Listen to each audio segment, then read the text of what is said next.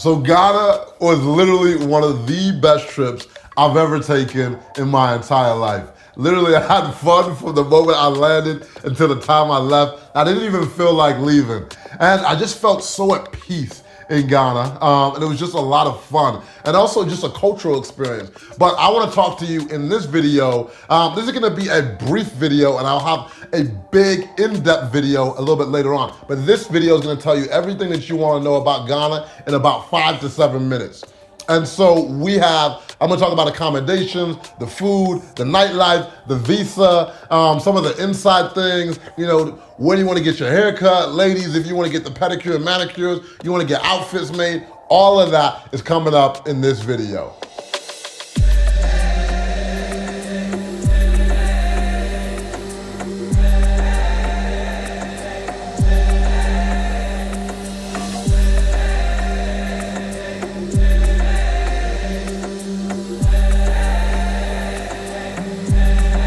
Welcome to Ghana.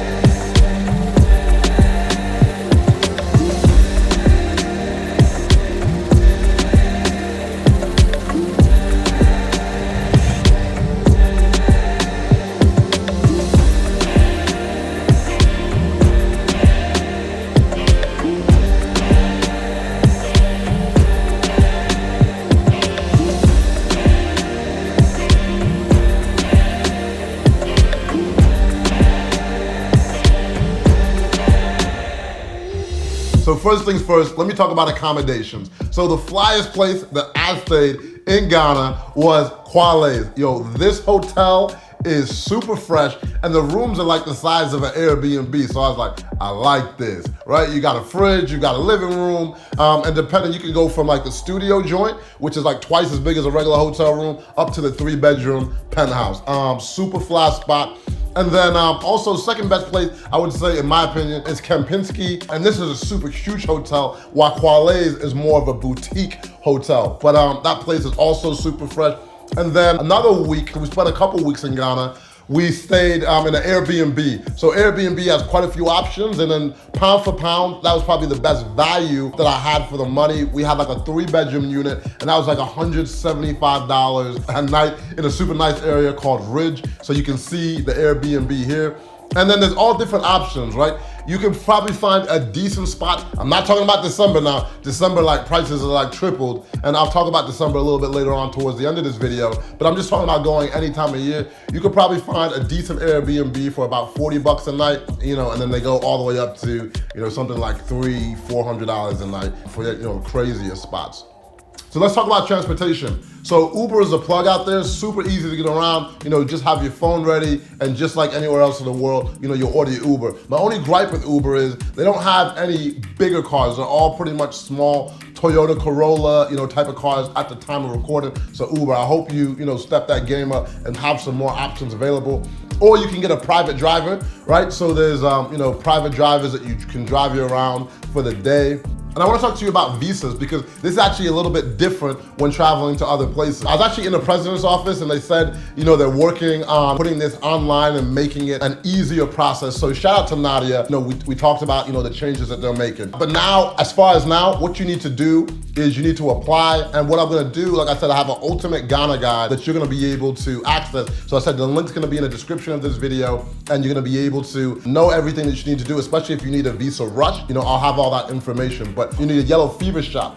And you can't enter the country without having these two things, a visa. So if you're coming from the Western world, you have a Western passport, this is something that you need. But if you have like a Nigerian or a Ghanaian passport, or a West African passport, you don't need a visa, but you also still do need a yellow fever shot. And then on arrival, shout out to Ghana, one of the flyest, cleanest airports I've ever seen in my life. It is truly a world-class airport. And I can't even say I was expecting an airport that fly. So shout out to Ghana on the airport, an amazing job. And then talking about things to do, man, big up to my Waves crew. My trip would not be the same without them. They introduced me to everyone that I needed to know, and now I can go ahead and share with y'all everything that you need to do when you come to Ghana. And so I'm just so grateful. Shout out to my entire Waves crew. We had Opal, Miss St. John, Pops. Yo, I appreciate y'all to the fullest. And so, things to do. You want to get fly, want to get your hair done, there's a spot called Hair Rack. So they got women's salon downstairs, you can get your hair done. And then upstairs, you have a male spot where you can get, literally they've got like all the drinks on tap. So it's just like a fly gentleman spot. It's more of like your upper class place where people get their hair done. Also, I gotta send a shout out to, I was just rolling around looking for a local spot. I went to like a local shop, and his prices are super good. I think I paid like $3, $4 for a haircut. So depending on the vibe that you want, and local dude spot is in Osu, really good area. So, don't fret on that. So ladies, when you come into Ghana, you might want to get your pedi, your mani. Polish is the spot to be. I was like, I like to give my manis, my pedi every now and then. And this place just makes you feel like royalty. You sipping champagne, the chairs, you feel like royalty sitting in these chairs. Service is off the chain, location is great. Shout out to Polish, man, they really took care of the boy. There's a reason I never hit my fitness goals. Cupcake Boutique, man. They heard I was coming to town, so they invited us over. And when I got there, I was like, this is hospitality. They literally had cupcakes with our name on it. And I'd give them a shout out even if they didn't have my name on the cupcake, because this place was just fly, fly, fly. And so, like literally every celeb that comes into town, this is where they stop in to get their cookies, some juice and some cupcakes, man. I'm telling you can just see by the visuals, this place is special. And ladies, if there's something I know about you, I don't want to judge, but the majority of you love to shop. And so when you're talking about the most luxurious shop in Ghana, all the celebs stop there, internationally, local, Kua is that spot. And so they've got some of the flyest handbags. And so, cause I had a couple girls hit me up like, oh my God, can you bring me back a bag from Kua? I saw, wearing the bag. And so I stopped by the store and, the place was phenomenal. Now fellas, if you want to get fresh, if you want to get a traditional outfit made in Ghana, there's only two places that you want to go. There's my guy, Chocolate. Hey when celebrities come to town, it does not matter if it's a CEO of Twitter, you're talking about Idris Elba, Steve Harvey, you're talking about literally anyone. They come to town, they go see Chocolate. Literally, it's a sin if you don't. But now, his clothing are also like the Rolls Royce of clothing. And his prices start at about $450. But the way, I got an outfit made, he came, he saw me and measured me. And a lot of times he can do it without even measuring you. He is just like one of these geniuses when it comes to design. And then based on your personality, he'll whip you something up. I got mine, I was like, yo, this is fly. I was getting compliments on my piece from everyone. So, most people don't got a budget though. Like his piece start at $450 a piece, but I say, it's one of those things that you gotta get one of them. And all of his pieces that are made too are one of ones. It's crazy. He literally has 100,000 different pieces of fabric in his place, 100,000. And so just pure genius when it comes to that. Now the second guy is my guy, Alex. So for me, I ain't got $500 a day budget to be rocking out throughout the whole trip. And so this is more like your 5 Series Beamer, right? Or your E-Class Benz. It's a nice joint. You can't go wrong with it. And so this is like what Alex has. And then his joints start like 125, and literally he'll make you tell him what you want, you tell him the fabrics that you want, he'll come to your spot and measure you, or if it's not him, one of his people will come and measure you, and if you tell him like an exact look that you want, he'll go ahead and make that, or if you have like a custom joint, he'll go ahead and make that happen. So shout out to Alex, you'll see all the fits I got from him. I got a few different fits, and then this is pretty much what I was wearing. Man, there's nothing regular about Ghana. So why fit in when you could be custom, baby? Now you can't come to Ghana without eating right. Now let me know in the comments, Ghana jello or Naja jello? You know it's a Naja thing here now. But you can't come to Ghana without eating, and there was so many different options. And so I'm just gonna go through a few of them with you right now. Soon as she walking. Now there was one culinary experience that really stood out from the rest, and that was from Binta. So she literally travels all over the world sharing her local food. And so like 1 week she's in Germany, another week, she could be in South Africa, she could be in America. And so if you're lucky to be in town when she's around, I highly recommend it. And my people over at Tastemakers help set up this whole experience. So shout out to my Tastemakers. Now I know in Ghana is one of the top places in the world when it comes to nightlife. So I want to just share a few of my favorite places with you. Somebody's falling, yeah. Soon as she walking, yeah. People them falling. So now if you want to get outside the hustle and bustle for a little bit, one of my favorite places about an hour and a half outside of Accra is in Ada, is Accra Safari Lounge. This place is fly, fly, fly. They got the jet skis, they got the boats, they got a nice resort, and it's just pure relaxation vibes. And I was actually out there with my homies from the Toasted Life, so they were in town as well. So we just had the most amazing time, sunset all around, drinks are flowing, and I can't tell you how amazing that spot is. And there's a little secret location as well. This cigar lounge that's about 15 minutes away, and you would think you're in the most exclusive elite speakeasy when you talk about the most elite whiskeys and cigars. And so this guy that grew up in England was like, I just want to create an oasis away from everyone. And I just could never imagine this place in Ghana. I was like, what is this place? And it's about 15 minutes away from there. So I'm not even gonna say much, just look. Soon as she walking, yeah. People them falling, yeah. And then one of the coolest things that we did is just actually get to know the people. And so people always have a perception of how Africa is in general or how Ghana is. And so I just wanted to show you how I live when I go to Ghana or I go to these other places, because there's always two sides to a story. And people always just want to show you, hey, a safari, or we're just saving the kids. And that's not to say that there's not issues within Ghana, but that's not the only story, right? So a lot of times we're just hanging out, having dinner parties. Like we went over to my homegirl Ruby's house, and it was just amazing. Like just beautiful vibes, beautiful people, eating traditional Ghanaian dishes.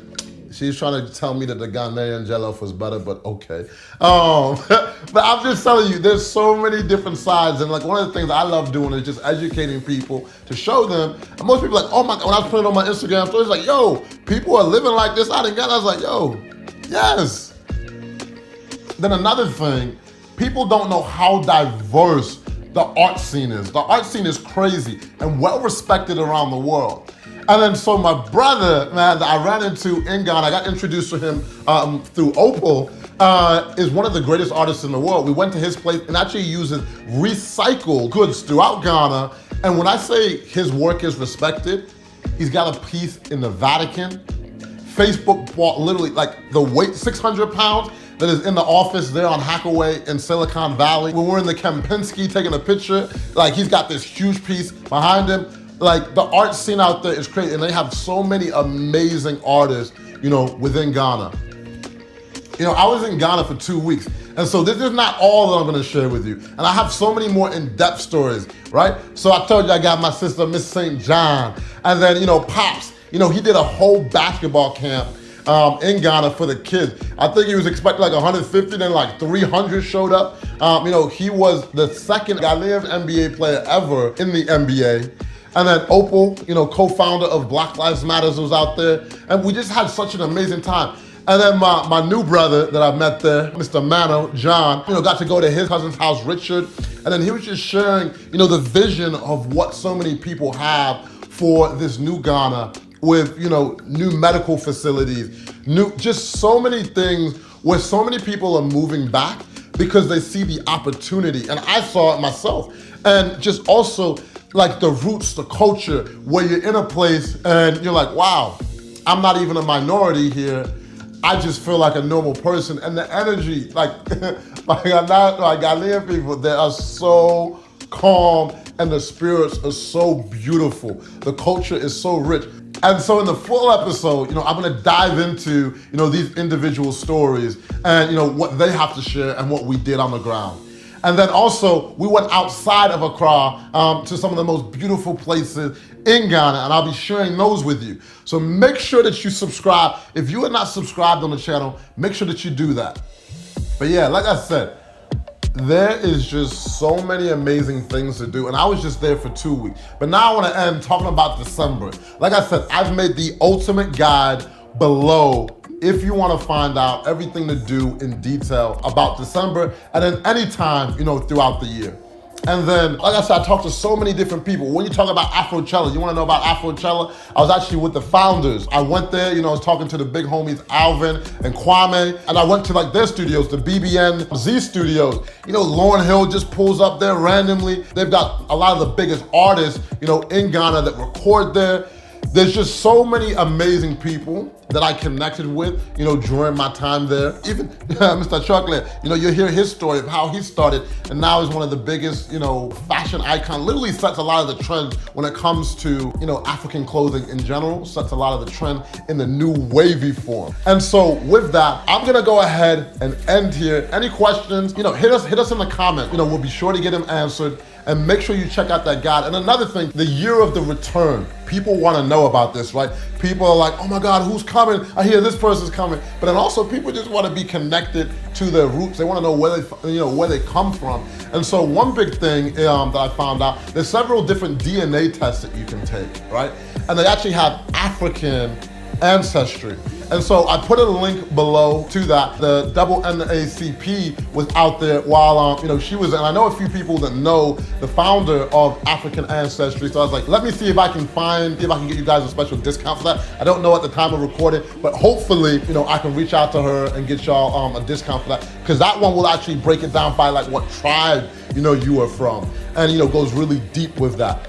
But all in all, I gotta send a big shout out to my homies, Nate and Yuri. They helped film this entire project. And it was just such a cool experience, filming something on the motherland. We got so much more stuff coming for Ghana. I'm so excited. And major shout out to Isaiah on the keys, composing, this amazing music here.